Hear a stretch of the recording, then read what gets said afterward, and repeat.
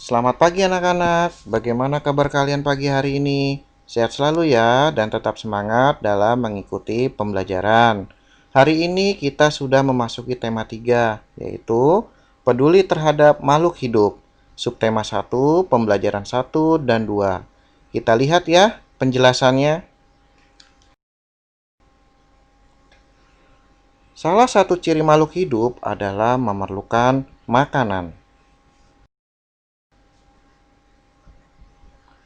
Makanan pokok sebagian besar penduduk Indonesia adalah nasi yang berasal dari beras.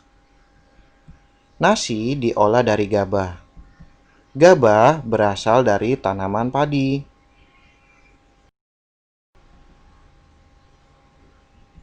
Padi dapat tumbuh di daerah panas dengan curah hujan tinggi. Daerah penghasil padi di Indonesia adalah Jawa Barat, Jawa Tengah, Jawa Timur, Sulawesi Selatan, Sumatera Utara. Kerawang, Jawa Barat dikenal sebagai lumbung padi nasional. Makanan pokok adalah makanan yang menjadi gizi dasar. Kita lihat ya, macam-macam makanan pokok. Yang pertama beras, berikutnya jagung, gandum, kentang, singkong, dan yang terakhir adalah sagu. Jenis tanaman dipengaruhi bentuk tanah tempat tumbuh tanaman tersebut. Faktor yang mempengaruhi pertumbuhan tanaman yaitu cuaca, cahaya matahari, dan kelembapan udara. Upaya-upaya yang dilakukan penduduk agar ketersediaan pangan terus terjaga. Yang pertama, menjaga ketersediaan bibit. Yang kedua, menjaga kualitas dan kuantitas lahan pertanian. Yang ketiga, menjaga kebersihan dan kelestarian lingkungan. Yang keempat, menjaga kelancaran saluran irigasi. Dan yang terakhir, menggunakan beras sesuai kebutuhan. Bentang alam yang ada di Indonesia. Yang pertama ada pantai, yang kedua ada dataran rendah, dan yang ketiga ada dataran tinggi. Pantai. Pantai adalah tempat yang berbatasan langsung dengan lautan.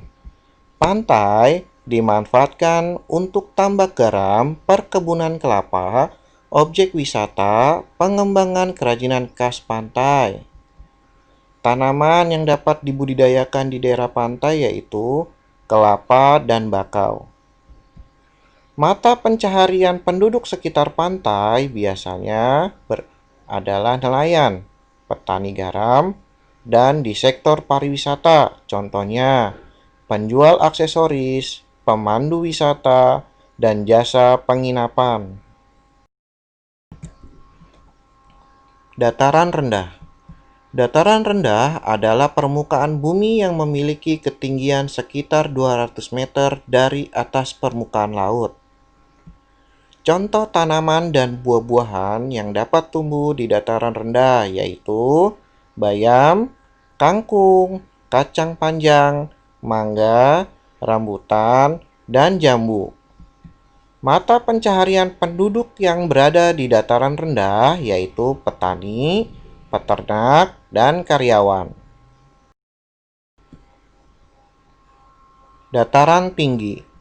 Dataran tinggi adalah permukaan bumi yang memiliki ketinggian sekitar 500 meter dari atas permukaan laut. Contoh tanaman yang dapat tumbuh di daerah dataran tinggi yaitu tanaman perkebunan. Contohnya teh, kopi, cengkeh, stroberi, dan apel. Mata pencarian penduduk yang berada di dataran tinggi yaitu petani.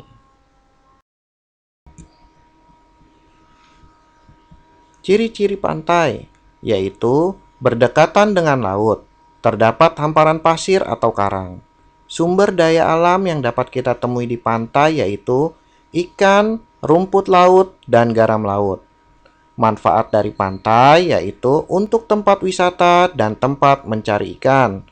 Mata pencaharian penduduk yang ada di sekitar pantai yaitu nelayan, petani garam, dan di sektor pariwisata. Contohnya, penjual aksesoris, pemandu wisata, dan jasa penginapan.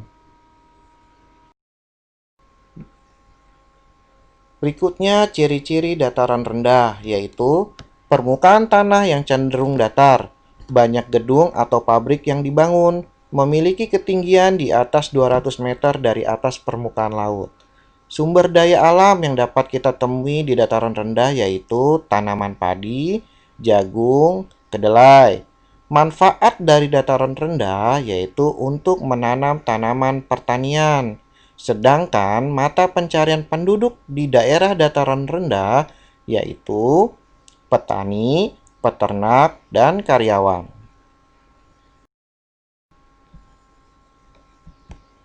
Ciri-ciri dataran tinggi yaitu banyak dijumpai di pegunungan, berada pada ketinggian di atas 500 meter di atas permukaan laut. Udaranya terasa sejuk. Sumber daya alam yang berada di dataran tinggi dapat kita temui yaitu kopi, teh, dan cengkeh. Manfaat dari dataran tinggi yaitu untuk menanam tanaman perkebunan dan tempat wisata. Mata pencarian penduduk di daerah dataran tinggi yaitu petani.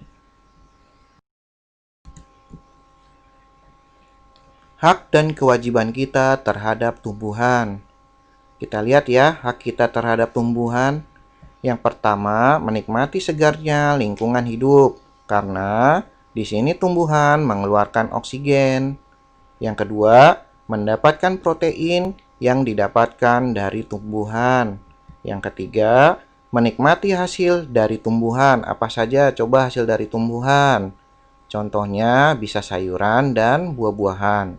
Kita lihat ya, berikutnya kewajiban kita terhadap tumbuhan. Yang pertama, menjaga dan merawatnya. Yang kedua, memberikan air dan pupuk. Dan yang terakhir, kita tidak boleh merusaknya.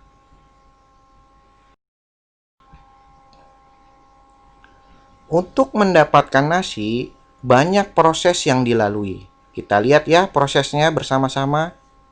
Yang pertama, membajak sawah. Yang kedua, menanam padi. Berikutnya, memanen padi.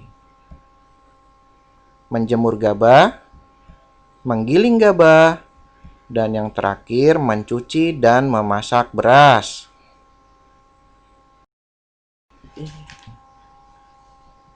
Setelah melihat proses dari padi menjadi nasi, kita tahu bahwa proses pembuatan nasi sangat panjang dan rumit. Oleh sebab itu, kita tidak boleh membuang makanan dan boros makanan.